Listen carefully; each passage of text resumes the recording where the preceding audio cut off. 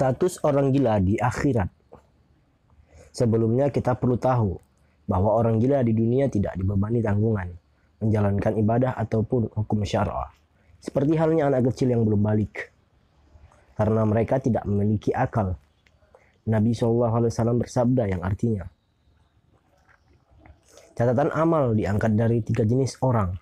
Orang tidur sampai dia bangun, anak kecil sampai dia balik, dan orang gila sampai dia sembuh dari gilanya. Hadis riwayat Ahmad.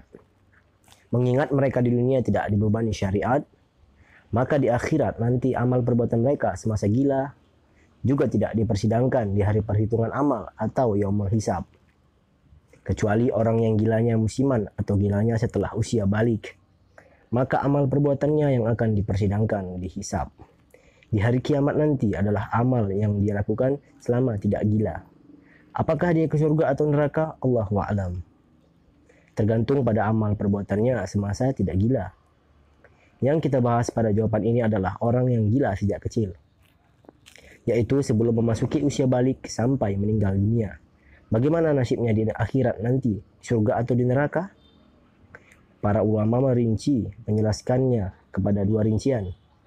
Pertama, apabila kedua orang tuanya atau salah satunya dari keduanya muslim, maka dia dihukumi muslim dan nasibnya di akhirat dimasukkan surga. Syekh Ibnu Utsaimin rahimahullah menjelaskan, anak yang terlahir dalam keadaan cacat akal hukumnya seperti orang gila. Dia tidak dibebani syariat. Oleh karenanya amal perbuatannya tidak akan disidang atau dihisab di hari kiamat nanti. Bila ia berasal dari kedua orang tua yang muslim atau salah satunya muslim, maka status dia mengikuti orang tuanya yang beragama Islam. Maksudnya, anak ini menjadi muslim sehingga dia dimasukkan ke surga. Majmu' Fatawa wa Rasail Ibnu Utsaimin. Dalilnya adalah firman Allah Subhanahu wa taala yang artinya, dan orang-orang yang beriman beserta anak keturunan mereka yang mengikuti mereka dalam keimanan, kami pertemukan mereka dengan anak keturunan mereka di dalam surga. Dan kami tidak mengurangi sedikit pun pahala amal kebajikan mereka. Quran Surah At-Tur ayat 21. Kedua, apabila kedua orang tuanya non-muslim, di sini para ulama berbeda pendapat. Pendapat pertama langsung dimasukkan surga. Dalilnya adalah firman Allah Subhanahu wa taala yang artinya, kami tidak akan mengazab satu kaum sampai kami mengirim utusan Rasul kepada mereka. Quran Surah Al-Isra ayat 15. Pada ayat di atas Allah menjelaskan bahwa seorang tidak akan diazab sebelum ditegakkan hujjah kepadanya, yakni sampainya dakwah Islam kepadanya. Orang gila tentu hujjah belum tegak atasnya, karena dia tidak bisa memahami wahyu Allah yang sampai kepadanya.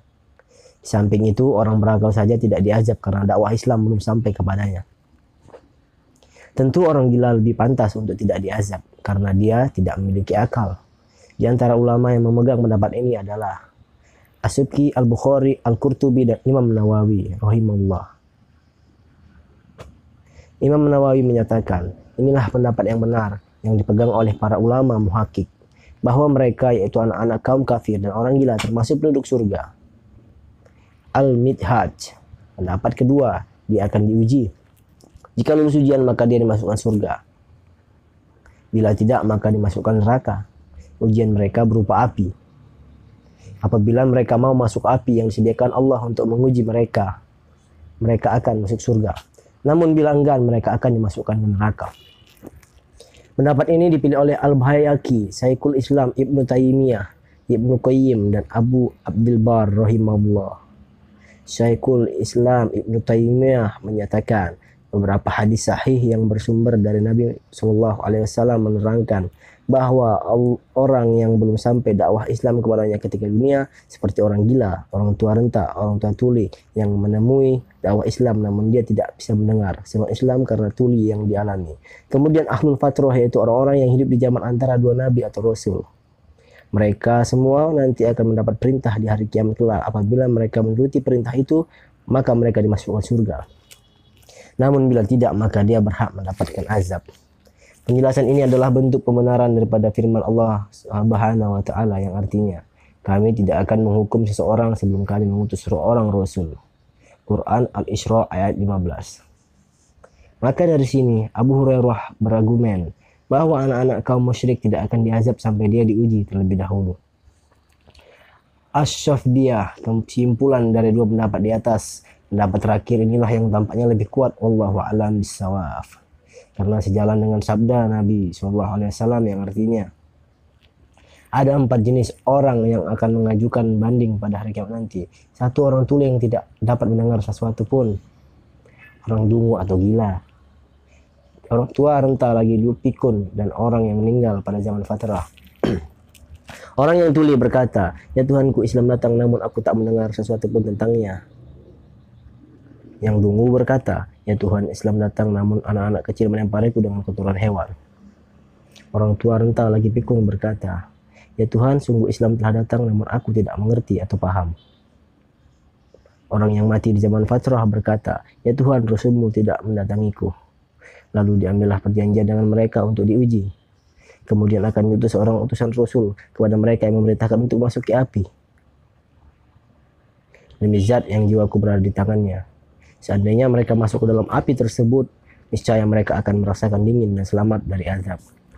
Hadis riwayat Ahmad dan dihasankan oleh Su'aib al-Arnaud.